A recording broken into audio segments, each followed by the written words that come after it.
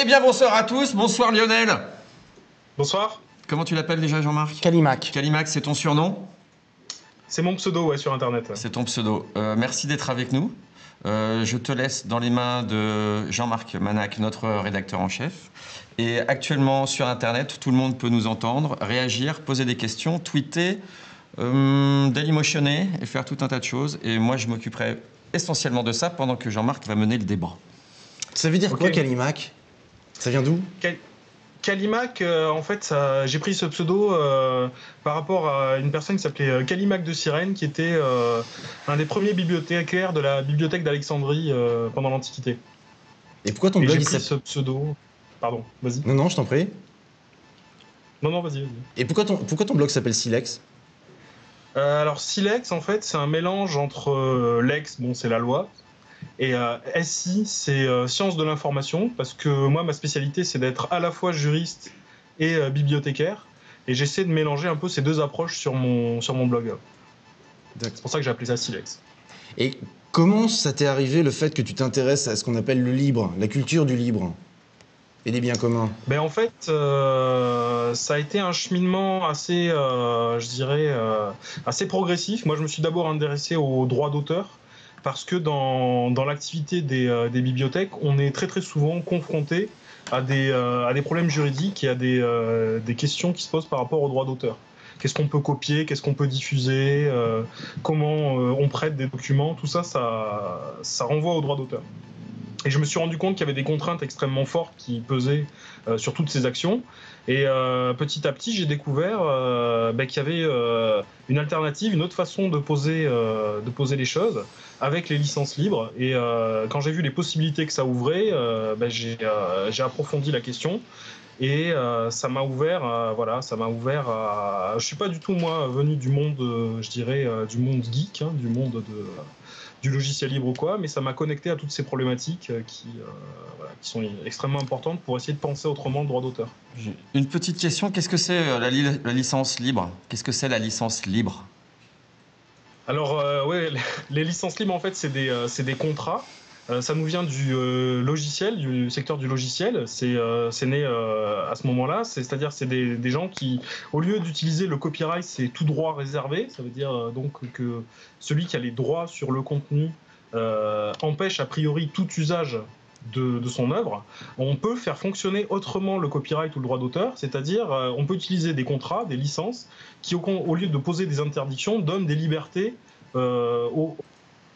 Et donc les licences libres, c'est tout un système de contrats qu'on peut attacher à des œuvres, qui peuvent être des écrits, des photos, des vidéos, et qui permettent une meilleure circulation des œuvres sur Internet. Les licences les plus connues, c'est les licences Creative Commons, actuellement sur Internet, mais il y en a bien d'autres. Hein. En France, il y a une licence art libre, il y a des licences open data. C'est toute une galaxie, je dirais, de licences qui permettent de penser autrement le droit d'auteur. On m'a parlé d'une histoire de recette de bière. Oui. C'est quoi cette histoire? C'est la première fois où j'ai rencontré le concept de licence libre. C'est une bière qui avait été mise sous licence Creative Commons. Et une bière libre. Donc en gros, le principe, c'est... tu vois, la recette du Coca-Cola, par exemple, est gardée secrète. C'est un secret extrêmement bien gardé. Là, pour cette bière, ils ont décidé de faire procéder autrement. Ils ont publié la recette en ligne. Ils y ont attaché une licence libre. Et le principe, c'est que c'est la free beer, quoi, si tu veux. Et le principe de cette free beer, c'est que n'importe qui peut reprendre la recette, la modifier, l'améliorer et créer des dérivés de cette bière à partir de cette recette-là. Et il y a tout un courant d'ailleurs de cuisine libre qui est assez intéressant. En ce moment, à Brest, il y a eu une opération de libération des soupes, un festival de la soupe où les gens ont été invités à partager des recettes de soupe au moment du festival de la soupe. Donc il y a un courant de cuisine libre aussi. Et c'est un peu ça, moi, quand j'ai vu le concept, ça m'a un peu renversé les conceptions que je pouvais avoir, et c'est ça que je trouve intéressant dans les licences libres. Ça met le droit d'auteur sans dessus dessous, quoi. Et ça, c'est bien. Hyper important. C'est bien ça, que ça mette l'auteur. Est-ce que ça le met sans dessus-dessous l'auteur aussi, un peu quand même? Non, parce que ça le laisse au centre du dispositif. C'est ça qui est intéressant. C'est-à-dire que les licences libres laissent la possibilité à l'auteur et à lui uniquement de choisir s'il veut ouvrir ou non son contenu. Et ça, il y a beaucoup de choses, à mon avis, qui doivent être changées dans le droit d'auteur, mais certainement pas ce principe-là. C'est-à-dire que ça doit être centré sur l'auteur et respecter ses choix. Et pour ça, la licence libre, je dirais, elle chamboule beaucoup de tout, beaucoup de choses, hein, mais pas ce principe-là qui est hyper important. Alors moi, il y a une chose sur laquelle, c'est une des raisons pour lesquelles je voulais parler avec toi ce soir, c'était que tu nous parles du copyright madness. Est-ce que tu peux définir ce que c'est le copyright madness ? Le copyright madness, en fait, c'est une espèce de revue de presse que je fais depuis un certain temps. Depuis un moment, on l'a fait à deux avec un collègue qui s'appelle Thomas Fourmeux, je vous expliquerai pourquoi. C'est une sorte de revue de presse qu'on fait. On essaie de repérer tous les cas où, à notre sens, il y a dérapage des lois de la propriété intellectuelle, du droit d'auteur, des brevets, des marques.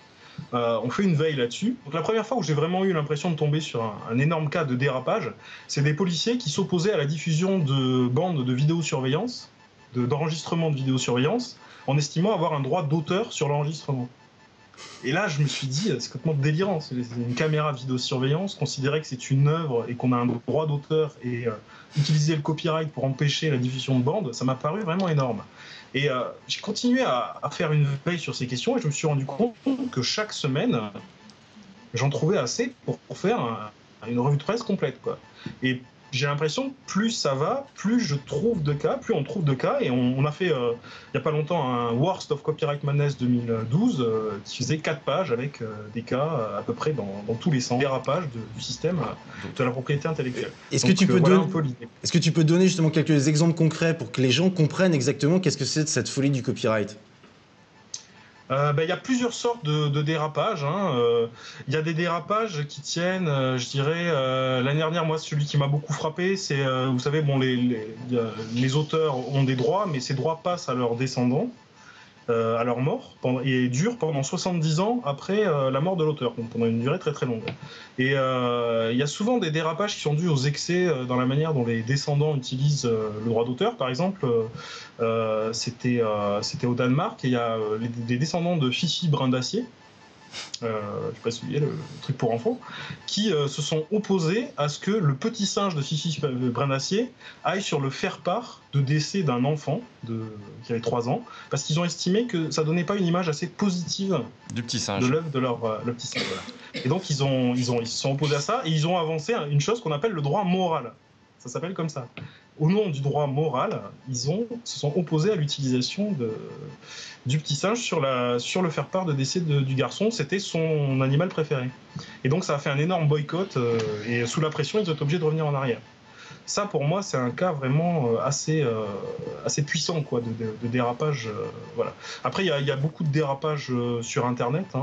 On a des cas fréquents. Le cas le plus énorme, je crois, de l'année dernière, c'était sur YouTube.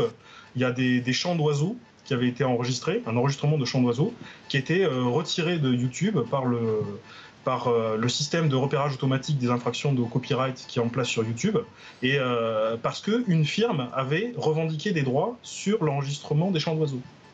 Et ce qui est fou, c'est que ça a marché, quoi. C'est-à-dire qu'il y a eu vraiment un retrait et toute une procédure très compliquée pour remettre en ligne ces chants, quoi. Donc voilà un peu. J'en aurais plein d'autres, des exemples si vous voulez. Moi, il y a un cas qui me semblait très intéressant. Tu avais fait un long billet qui avait très bien marché l'année dernière là-dessus. C'est sur les Jeux Olympiques, parce que là, tu avais écrit que c'était une sorte de représentation emblématique de ce qui risquait d'arriver, de ce qui risquait de se généraliser, et où en fait, on serait dans un monde où on n'aurait pas le droit.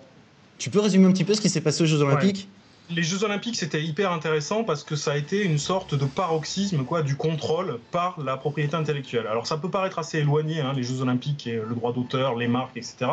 Mais pas vraiment, parce que on imagine Londres, la ville était en fait saturée de logos, d'affiches avec des marques qui sont protégées. Et en même temps, le CIO avait un besoin très fort de contrôler les images qui étaient diffusées des épreuves pour réserver une exclusivité à des chaînes de télé. Et ils avaient aussi un besoin de contrôler l'usage des marques parce qu'ils avaient ils avaient des sponsors, des grandes marques qui étaient sponsors. Et voilà, donc ils voulaient pas qu'il y ait de publicité sauvage. Et ça les a conduits à mettre en place un système de contrôle extrêmement poussé de l'utilisation de tous ces contenus. À Londres, ils ont mis en place une sorte de police privée des marques pour appliquer leur politique, et ça a conduit à des dérapages complètement hallucinants. Bon, par exemple, ils avaient accordé une exclusivité sur les frites à McDo, sur tous les sites olympiques. Il n'y avait que McDo qui avait le droit de servir des frites. Ils ont agi parce que certains gens portaient des t-shirts Coca-Cola, alors que c'était Pepsi le sponsor. Et ils ont demandé aux gens d'enlever leur t-shirt Coca-Cola parce que ça faisait une publicité sauvage à Coca-Cola. Et ils ont aussi exercé un contrôle extrêmement fort de tout ce qui pouvait ressembler de près ou de loin à des anneaux olympiques. Par exemple, il y a des commerçants qui avaient voulu faire par exemple des pains en forme d'anneau olympique. Il y a un boucher qui a voulu faire des saucisses en forme d'anneau olympique. Et le CIO a demandé le retrait parce que c'était pour lui une violation des marques. Et puis là où ça a commencé à déraper, c'est il y a eu beaucoup d'opposants à ces Jeux Olympiques qui ont considéré que c'était pas du tout une bonne chose pour Londres, et ils ont utilisé le droit des marques et le copyright pour demander à ces opposants de retirer les billets qu'ils pouvaient publier sur ces questions-là, au motif qu'il pouvait y avoir quelques anneaux olympiques. Voilà. Et l'autre cas qui était très très fort, c'est qu'ils avaient fait passer une loi en Angleterre pour réserver l'usage des mots Jeux Olympiques. Et ils vendaient l'exclusivité aux médias, et les médias qui n'avaient pas acheté cette exclusivité n'avaient pas le droit d'employer le mot Jeux Olympiques. Et donc les chaînes de télé, pour rendre compte des événements, employaient des stratégies pour contourner. Elles pouvaient parler, par exemple, elles disaient les Jeux d'été. Ils n'avaient pas le droit de dire Jeux Olympiques. Donc ça, j'ai trouvé que c'était vraiment un cas extrêmement fort, parce que ça nous montre que si on élève encore le degré de contrôle, et si ce type de pratique se généralise, on arrivera à un système où le copyright madness deviendra un peu notre quotidien, quoi. Il n'y a pas aussi une interdiction de prendre des photos ou de tweeter pendant les Jeux Olympiques parce que c'était réservé aux seuls journalistes qui avaient payé des droits d'auteur C'est ça, ils ont accordé des exclusivités aux chaînes de télé ou aux agences de presse, aux agences photo. Et donc, ils ont exercé un contrôle très fort sur tous les médias sociaux pour éviter que les gens, avec leur téléphone portable, envoient des photos sur Flickr, sur Twitter, etc., ou des vidéos. Et il y avait un contrôle des réseaux sociaux qui avait été extrêmement fort pendant les Jeux Olympiques. Il y a beaucoup de gens qui ont dit que finalement, les Jeux Olympiques de Londres ont été plus répressifs que les Jeux Olympiques en Chine, mais ils l'ont été à cause du contrôle sur la propriété intellectuelle, pas pour des raisons politiques. Et c'est ça qui, moi, m'inquiète, si vous voulez, dans l'évolution de la chose. Mais Lionel, ce qui t'inquiète, c'est le pouvoir de l'argent. C'est pas tellement... Parce que les marques, elles sont quand même là pour financer les Jeux Olympiques, et si elles n'étaient pas là, il n'y aurait pas de Jeux Olympiques. Donc comment... C'est un pirate qui dit ça. Bah oui, mais bon, justement, on fait quoi? On fait plus de Jeux Olympiques pour respecter le copyright? Comment ils faisaient en Grèce? En Grèce, ils étaient 12 et ils jetaient un javelot, quoi. Il n'y avait pas Twitter, Jean-Marc. Ouais, d'accord. Nicolas. Oui, Lionel, parce que non. Non, moi, ce que je trouve inquiétant, c'est que ce soit aussi simple d'utiliser le droit des marques, le droit d'auteur, et parfois aussi le droit des brevets, ça joue aussi, pour le détourner de son but initial et exercer des formes de contrôle qui sont absolument pas acceptables du point de vue des libertés publiques. C'est ça, moi, qui me dérange beaucoup. Après que les marques protègent leurs intérêts, notamment dans le cas des Jeux Olympiques, c'est assez logique. Mais qu'on puisse aller jusqu'à, par exemple, retirer des billets d'opposants parce que simplement il y a un logo Jeux Olympiques, ça me paraît grave. Il devrait y avoir un équilibre entre certaines formes de liberté d'expression, une liberté critique, et la protection des marques. Et quand cet équilibre est rompu, c'est là où en fait les cas de copyright madness apparaissent, parce que on est dans un excès de l'application de la propriété intellectuelle. Et moi, ma réflexion aussi, c'est d'essayer de voir comment on peut rééquilibrer le système, parce que là, on est arrivé à un stade où on peut sérieusement se demander si les choses ne sont pas allées trop loin. Comment on sait quand c'est arrivé trop loin? Qui a le curseur? C'est quand les faits se sont passés qu'on sait qu'on est allé trop loin. Par exemple, je vous donne un autre exemple. L'année dernière, il y a une enseignante qui s'appelait Madame Figaro. Et Madame Figaro, elle avait un blog qui s'appelait La classe de Madame Figaro.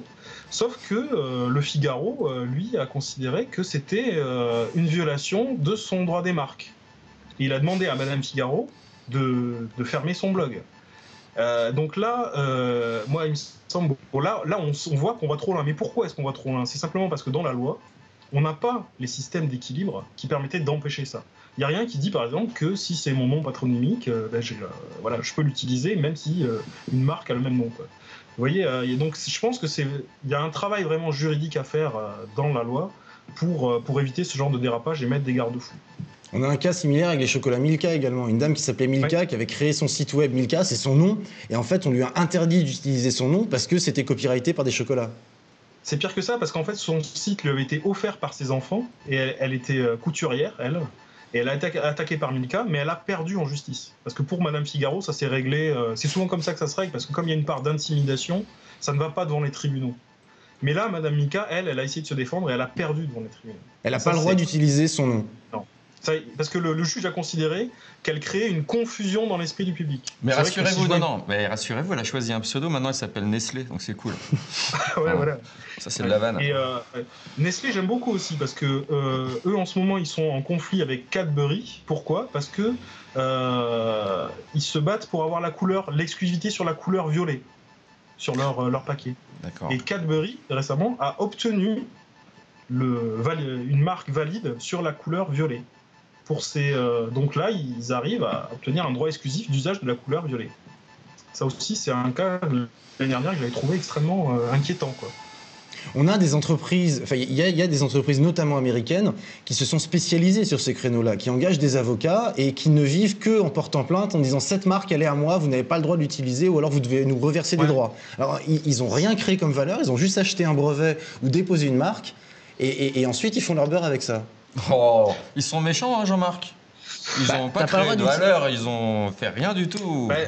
Je vais te donner des exemples. Vas-y. Excuse-nous Lionel, on discute. Vas-y Jean-Marc, explique-moi. Tu as des boîtes aux États-Unis, ils sont allés au Mexique, ils ont pris une graine, ils ont breveté la graine, et maintenant ils demandent aux Mexicains qui depuis des siècles plantaient la graine pour avoir du riz, maintenant ils demandent aux Mexicains de leur payer le droit d'utiliser les graines que eux utilisent depuis des siècles. Mais ils n'ont pas pensé les Mexicains. Ils n'ont pas pensé les Mexicains à breveter la graine qu'ils utilisent depuis des siècles. Non, c'est vrai, ils sont bêtes. Non, ils sont pas bêtes, mais je veux dire, c'est un peu... Voilà, c'est ça, c'est le problème. C'est l'argent, le business, tout ça, c'est les méchants qui font de l'argent. Non, c'est des voleurs. Mais ça recommence. C'est des voleurs. Vous pensez tous que c'est des voleurs, en fait, les entreprises. Sur ce cas-là, parce que c'est vrai qu'il y a aussi une dimension nord-sud qui est pas absente du débat. Il y a le cas de l'Inde qui est hyper intéressant, parce que les Indiens se sont beaucoup fait piller leur savoir traditionnel. Et notamment, récemment, il y a eu une grosse offensive sur les postures du yoga. C'est-à-dire qu'on a eu des gens qui font du yoga dans le Nord, qui ont essayé de copyrighter les postures du yoga.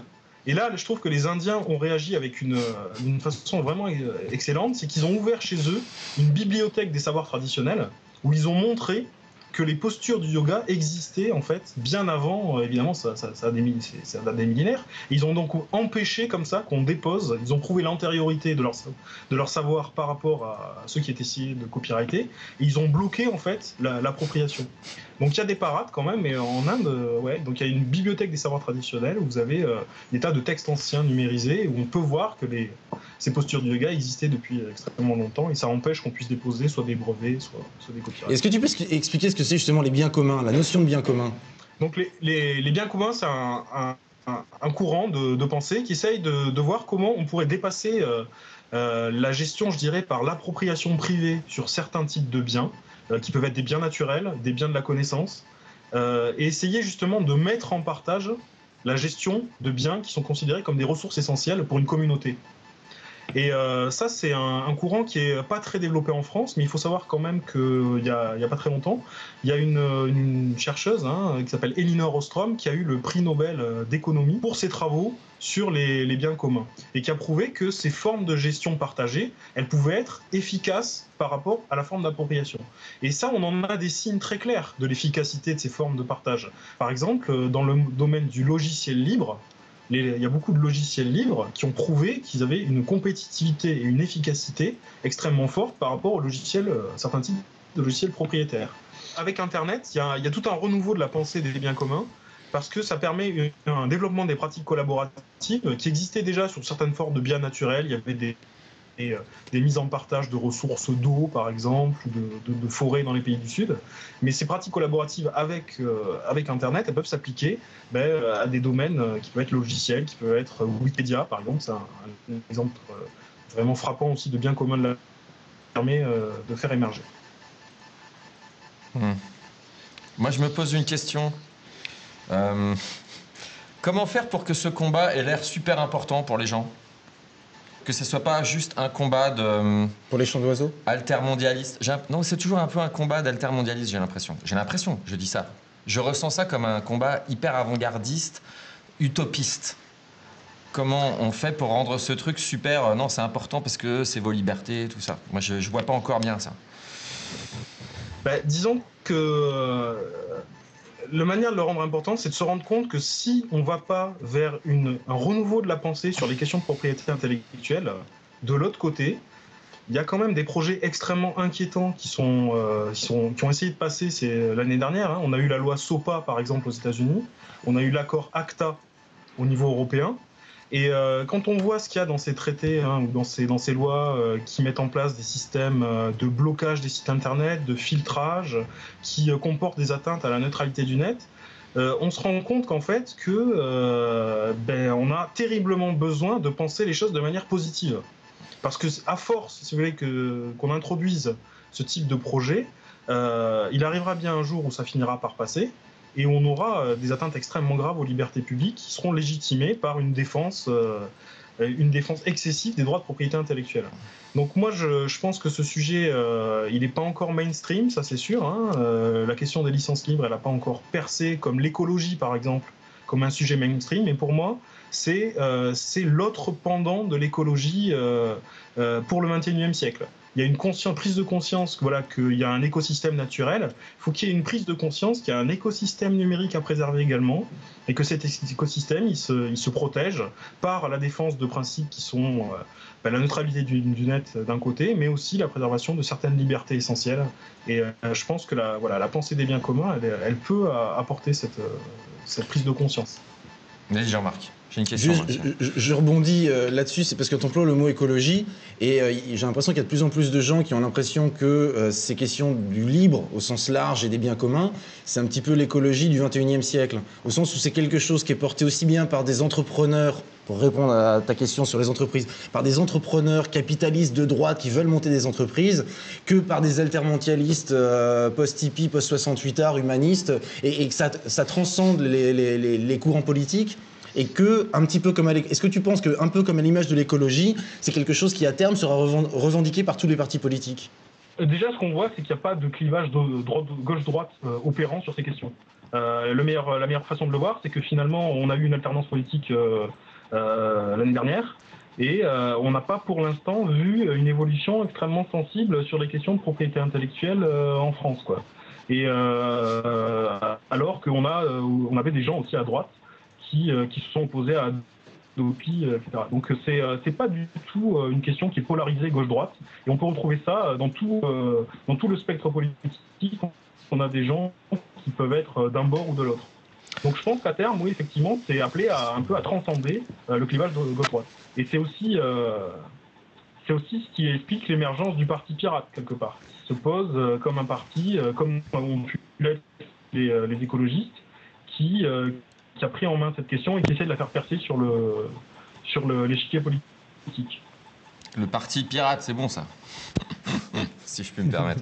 Lionel, moi j'ai l'impression que quand on parle des entreprises, je me dis bon, ok, ouais, elles exagèrent, mais là ça va être compliqué parce que c'est leur business, ils protègent leur marque. Alors là, peut-être, je me dis là, c'est foutu. En revanche, j'ai entendu parler d'une histoire avec la Bibliothèque nationale là, cette semaine, et là ça m'a énervé. Est-ce que tu peux m'expliquer, Lionel, pourquoi ça m'a énervé la Bibliothèque nationale, ce qui s'est passé d'ailleurs?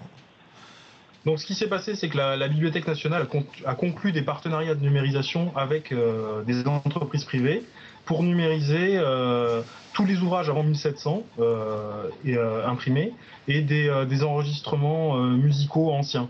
Et la nouveauté par rapport à ce qu'ils faisaient jusqu'à présent, c'est qu'il y a une exclusivité commerciale qui a été donnée à ces entreprises qui va leur permettre pendant 10 ans de vendre l'accès à ces ouvrages et à cette musique numérisée. Et là, une question qui est importante, qui est le domaine public. C'est-à-dire que normalement, quand les droits de propriété intellectuelle sont terminés, les œuvres elles rentrent dans le domaine public et elles doivent rester accessibles et on doit pouvoir les utiliser librement. Et en faisant ça, en gros, la Bibliothèque nationale recrée une couche de droit sur le domaine public. Et ça, c'est une forme d'atteinte à un principe qui est très fort. Et ça, à mon sens, c'est quand même une évolution qui est vraiment inquiétante dans la manière dont les personnes publiques gèrent le patrimoine et gèrent le domaine public. Mais ça veut dire comment ils peuvent faire pour numériser? C'est à qui de le faire alors, si c'est pas des boîtes privées? Alors, jusqu'à présent, il y avait des financements publics pour ça, qui garantissaient l'accès en ligne à ces documents. Il y a la Bibliothèque nationale, elle a une bibliothèque numérique où il y a 2 millions de documents numérisés et qui sont en accès complètement libre et gratuit. Donc il y a une espèce de retour en arrière sur ce principe d'accès libre et gratuit qui est assez inquiétant. Alors on s'abrite derrière la crise pour justifier ça, mais il faut savoir que ces bases de données, elles vont essentiellement être revendues à des universités publiques françaises qui vont en gros payer une boîte privée pour donc en gros l'argent public qu'on n'aura pas dépensé pour la numérisation, c'est les universités françaises qui vont payer pour l'accès. Donc en gros, d'un point de vue financier, c'est complètement bidon, je dirais, comme montage. Et l'effet que ça va avoir, c'est qu'on met une cloche sur le domaine public qui aurait dû rester en accès libre. D'accord. Et Lionel, normalement, on ne demande pas ça aux gens, mais quels sont les contre-arguments qu'on vous oppose à vous? Ça vous arrive qu'on vous dise non, mais Lionel, tu dérailles? C'est quoi le principal contre-argument qu'on vous donne? Les principaux contre-arguments, ils sont économiques. C'est-à-dire que quand on parle de toucher aux droits d'auteur, immédiatement, ce qu'on nous oppose, c'est les auteurs vont mourir, la création va disparaître et il y aura plus de création. Donc ça, c'est le discours traditionnel que les majors, les titulaires de droit tiennent, c'est qu'ils sont indispensables à la création. Et si on touche quoi que ce soit au droit d'auteur, si on ouvre un petit peu le système, ça va tout déséquilibrer et il n'y aura plus d'auteurs pour créer, quoi. Mais ça, c'est un discours catastrophiste en fait. Il suffit de regarder Internet tous les jours pour voir qu'il n'y a jamais eu autant de création, que la création elle explose dans tous les domaines et qu'elle explose sans que les intermédiaires soient forcément nécessaires pour ça. Il y a une appropriation des moyens de création par le public qui est énorme. Et c'est aussi ça qui dérange énormément les titulaires de droit, c'est de se sentir petit à petit éjecté d'un système qui produit des œuvres comme jamais il y en a eu dans l'histoire, en les marginalisant. Et je pense que voilà, on est dans cette contradiction. Après, il faut pas. Moi, je suis aussi très sensible aux arguments économiques, et je pense qu'il faut trouver des modèles économiques. Je suis pas un partisan forcément de la gratuité. À tout va. Hein. Je pense que c'est extrêmement important, y compris avec des licences libres, comme le logiciel libre l'a montré, qu'on puisse construire des modèles économiques qui rémunèrent les créateurs. Mais pour ça, il faut faire preuve d'une inventivité dans l'invention des modèles. Pour le moment, tu l'as pas le modèle. Personne n'a le modèle. Il y a des modèles alternatifs qui sont extrêmement intéressants. Hein. Moi, je regarde beaucoup une plateforme qui s'appelle Kickstarter aux États-Unis, qui fait du crowdfunding. Et quand on regarde la puissance du financement collaboratif, récemment, là, je voyais, il y a un type qui a proposé de faire un livre dont vous êtes le héros avec Shakespeare, avec Hamlet de Shakespeare. Il a récolté $500,000. Et il a décidé de mettre sa création sous licence Creative Commons, sous licence libre. Ça, pour moi, c'est l'exemple type des synergies qu'il peut y avoir entre le domaine public, les licences libres et des modes de financement innovants comme le crowdfunding. Des exemples, il y en a plein en fait, mais on en parle beaucoup moins que d'Adopi et tout le reste, quoi. Ouais, la Creative Commons avait fait comme ça un booklet, un livre qui listait des dizaines et des dizaines d'exemples où des artistes notamment arrivaient à vivre de leur art tout en mettant leurs œuvres en Creative Commons. Et il y a un mot qui m'a fait tiquer dans ce que tu as dit tout à l'heure, c'est celui de la gratuité. Et j'ai l'impression qu'on se trompe beaucoup avec ce mot-là de gratuité qui est sorti à UADIA, parce qu'en fait c'est une économie du don. Et là, ce dont tu parlais sur Kickstarter, c'est qu'il y a quelqu'un qui propose de donner son travail en Creative Commons, et en échange, il y a des gens qui l'encouragent en lui donnant de l'argent. Donc on n'achète pas un produit pour avoir le droit de s'en servir, non, je te donne d'abord la possibilité de t'en servir, et ensuite tu vas me donner de l'argent parce que tu as trouvé que c'était bien. Ouais, c'est ça, il faut un petit peu bousculer les schémas, quoi. C'est-à-dire que le schéma iTunes où je paye mes 2,99 pour avoir mon contenu, ce paiement à l'acte, c'est un modèle économique, mais il peut y en avoir beaucoup. Et dans le crowdfunding, le financement en amont, voilà, ça renverse un peu la chaîne de circulation monétaire, hein, mais ça permet de libérer voilà, d'autres possibilités. Et souvent, ça permet aussi de faire aboutir des œuvres qui sont beaucoup plus risquées que les œuvres que les circuits traditionnels produisent. Ouais, d'accord, mais ça veut dire que l'écrivain, par exemple, il faut qu'il soit très bon en marketing, avec son propre site, qu'il sache faire du quick starter, qu'il ait un réseau, qu'il sache faire marcher Facebook. Si c'est juste très bien écrire et qu'il n'y a pas un très bon éditeur pour s'occuper de lui, dont c'est le métier, il est mort, lui, avec ton système. Ouais, mais et là, je suis bien d'accord, hein, ça oblige l'auteur à se repositionner complètement, Ah ouais. à se développer une identité numérique, Ouais. à savoir utiliser les réseaux sociaux. Mais je dirais pour les auteurs qui n'ont pas ces capacités-là, ça ouvre aussi la voie à des nouvelles formes, à des nouveaux métiers. Comme il y a eu des éditeurs dans le monde papier, il pourrait y avoir des intermédiaires qui se positionnent pour faire ce travail de marketing numérique, d'animation de communauté. Et ça, c'est aussi une piste pour développer voilà, des nouvelles formes d'intermédiaires qui pourraient être extrêmement intéressants dans la création numérique. Et c'est pas exclusif. Ouais. C'est pas C'est exclusif. pas exclusif, ça veut pas dire qu'il y aura plus Non. d'éditeurs, ça veut pas dire qu'il y aura plus d'auteurs. C'est juste L'éditeur, qu'il y il a- fait quoi? Il regarde son business crever, c'est tout. Ah, allez-y, les gars, faites votre truc sans moi sur Quickstarter. Non, il y a encore des librairies, il y a encore des gens qui préfèrent lire des livres papier, ça n'empêche pas. Là, c'est d'autres gens qui proposent d'autres modes qui sont pas incompatibles. Bah vas-y, va dire ça à l'éditeur. Je te paye des droits en avance, je te laisse 1 an pour écrire, je paye l'impression, je fais le marketing, je t'envoie mes RP dans toutes les chaînes, mais n'hésite pas à aller demander 500 000 de plus sur Quickstarter. C'est quoi pas- le modèle? Mais c'est pas comme ça, c'est Bah pas non, moi, comme je ça que ça va se passer. C'est comme ça que c'est en train de se passer.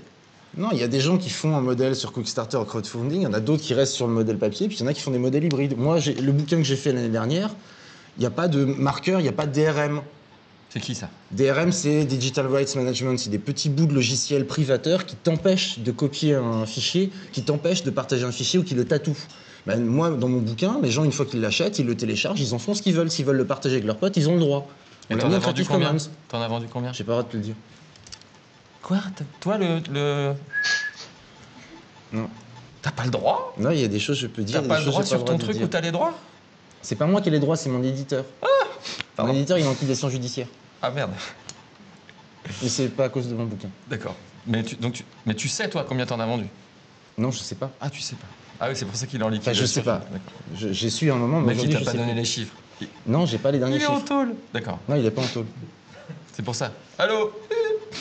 Mais il y a plein de gens, je te montrerai pardon, des non, exemples. excuse-nous, Je te montrerai on des discute. exemples sur Creative Commons. Il y a plein de gens qui gagnent effectivement leur vie avec les Creative Commons. De Mais même pas qu'il y a plein de plein, y a gens pas qui plein gagnent de de gens. l'argent avec les logiciels libres. D'accord. L'exemple là qu'on pourrait conseiller aux gens qui nous écoutent d'aller voir, c'est Cory Doctorow, qui est un auteur de science-fiction et qui depuis toujours fait circuler ses œuvres sur Internet sous licence Creative Commons et les publie en papier chez des éditeurs traditionnels. Et c'est vraiment quelqu'un qui a montré que ces doubles circulations, ça crée une synergie entre les deux et ça détruisait pas la valeur des deux champs, quoi. C'est-à-dire qu'il donne le Donc, livre Cory sur Internet gratuitement, Voilà. mais ça n'empêche pas qu'il puisse le vendre également en librairie et il arrive à en vivre. Et il a fait toute sa carrière comme ça, et c'est aussi un des meilleurs avocats de la culture libre, et je pense que voilà, ça, il faut vraiment conseiller d'aller lire. C'est un auteur de science-fiction qui est vraiment hyper intéressant. Ouais. Moi, je sens que c'est bien. Je sens que c'est bien. Mais t'as Et pas encore le business plan. Non, j'arrive pas. Je sens que c'est bien, mais je me dis quand même, il y a un truc quelque part qui déconne. C'est pas, ouais, je sais pas, c'est pas très précis comme, comme remarque, j'en ai conscience. Comment dire? Excusez-nous, hein, Lionel, je réfléchis encore dans ma tête. Ouais, non, mais c'est. Ouais, j'ai l'impression enfin, je sais pas, qu'à la fin, ça va être chaud, quoi. À la fin, quoi, s'il y a plus les gros éditeurs et tout. Mais je fais l'avocat du diable, t'as bien compris, Jean-Marc. Moi, j'adorerais faire un Kickstarter, faire To Be or Not To Be, gagner 560 000 $.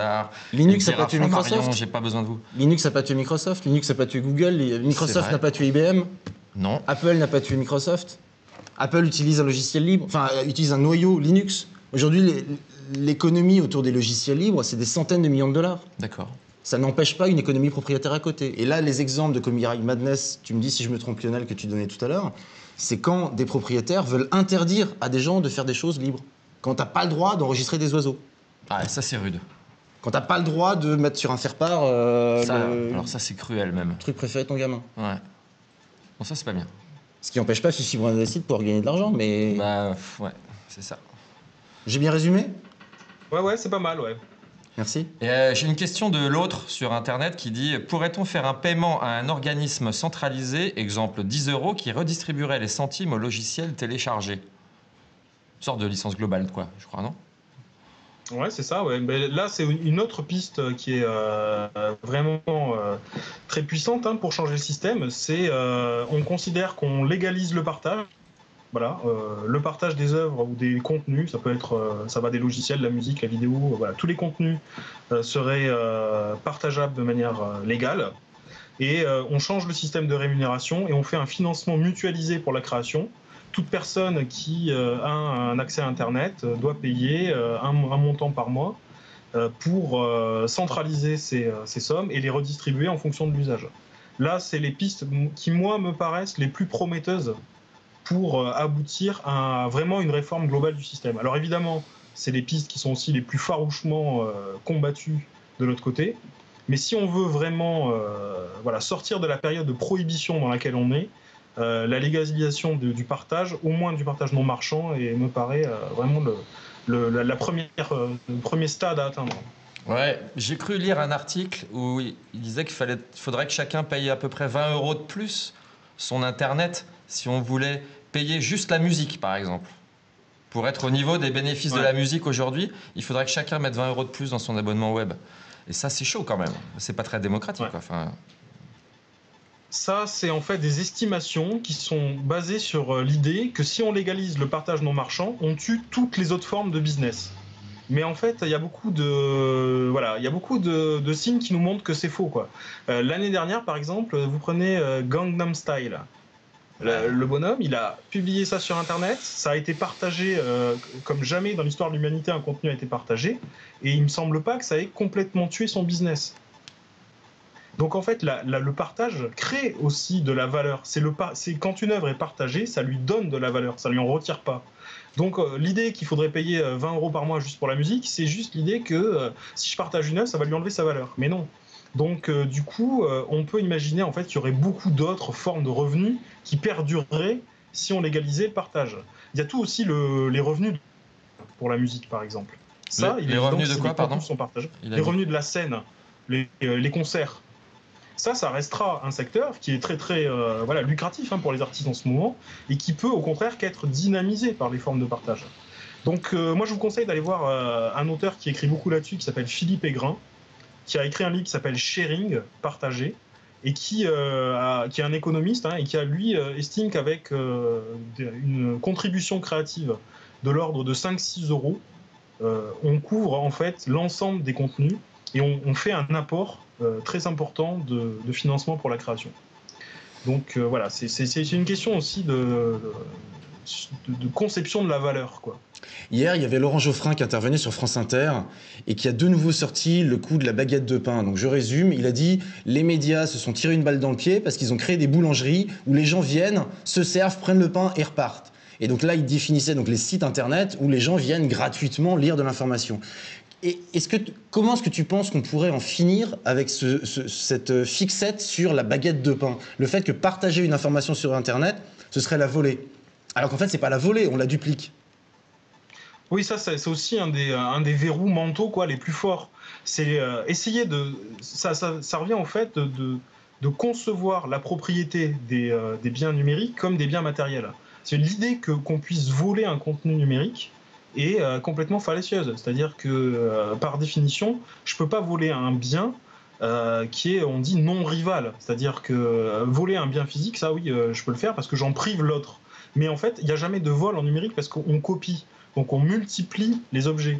Il y avait une phrase que j'aimais bien, c'est quand on partage un bien physique, il se divise. Mais si je partage un bien numérique, il se multiplie. Et au contraire, j'ai une abondance de copies qui circulent.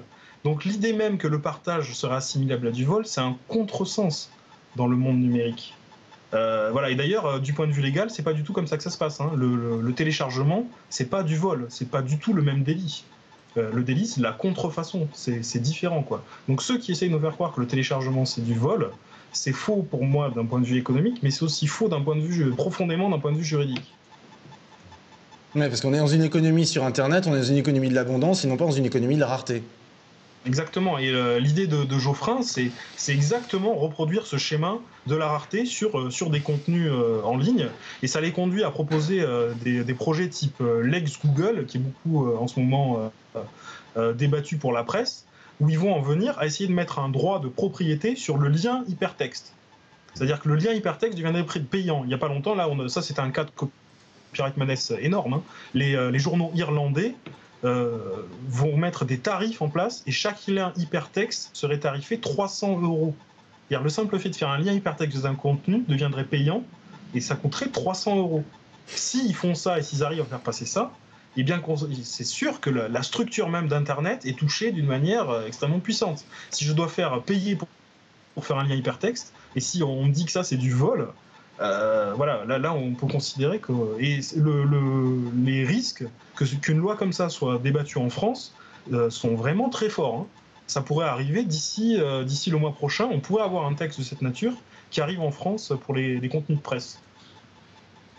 Et Lionel, tu disais que l'arrivée de ce nouveau gouvernement n'a rien changé en fait. Non. Non, il y a eu, ça a été une déception majeure hein, dans la campagne. Il y a eu un moment où il y a eu une pression de lobbying extrêmement forte. Hein. François Hollande, le Parti socialiste en tout cas, avait dans son programme tout un volet sur suppression d'Adopi, légalisation du partage et mise en place de financement mutualisé. Et il y a eu un coup de pression énorme des lobbies des industries culturelles pendant la campagne. Et on a vu peu à peu le discours du candidat qui a complètement changé. Il y a eu des changements d'équipe hein, aussi assez forts autour de lui. Et voilà, cet aspect-là a disparu et a été remplacé par, en ce moment, on a donc toute une réflexion autour de la mission Lescure qui doit réfléchir à l'avenir d'Adopi et au financement de la création. Et les signes qu'on reçoit sont extrêmement contradictoires hein, sur ce qui se passe à l'intérieur de cette mission. Et je ne suis pas forcément très optimiste, hein, parce qu'on a vu dans la dernière conférence de presse qui s'est tenue qu'il y avait des choses qui ressemblaient beaucoup à la loi SOPA, qui a été repoussée l'année dernière aux États-Unis. Et si de cette mission Lescure sort un SOPA à la française, ce serait extrêmement inquiétant quand même pour l'avenir. Il y aura certainement une très grosse lutte au Parlement pour empêcher ça. Après, d'un autre côté, il y a aussi des signes encourageants qui sortent de cette mission. Ils auditionnent sur les licences libres, ils parlent du domaine public, ils veulent introduire des exceptions au droit d'auteur. Donc on verra ce qu'il en sort, mais il y a quand même des éléments qui paraissent inquiétants. Mais est-ce que c'est un problème de génération? Est-ce que parce que ce sont des gens qui pigent pas Internet ou... Moi, je pense qu'il y a un vrai problème de culture numérique. Hein. Je pense qu'il faut avoir vraiment vécu personnellement hein, la culture numérique, la culture des réseaux. Il faut avoir créé des contenus sur Internet. Il faut avoir disséminé des contenus. Et moi, je pense que le plus important, c'est d'avoir senti les effets d'intelligence collective que produit Internet. Quand on a senti ça, on ne peut pas penser la création avec les schémas du XXe siècle. C'est plus possible. Et une fois qu'on s'est vraiment imprégné de ça, c'est très difficile de revenir en arrière. Et ça, je pense que la question générationnelle, elle est pas absente du débat, c'est clair. Eh ben, merci Lionel. Merci Lionel. C'était passionnant, c'était très intéressant. On va essayer de rendre ça clair. Hein. Ce qui va être fou, c'est que l'année prochaine, tu vas recommencer un best-of du Copyright Madness, en fait. Ah, j'espère. J'ai fait une rubrique aussi Copyright Wisdom.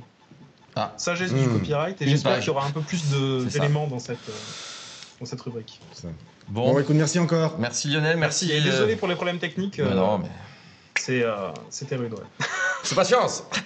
C'est quand je fais l'accent pied noir. C'est quoi? Merci Lionel, non, c'est ça en fin de journée. Merci aux gens qui ont posé des questions. Et on fera le follow-up, comme on dit, la suite sur le blog, sur le site et à la télé. Merci, au revoir Lionel. Ok, salut. Et à dimanche pour le condensé.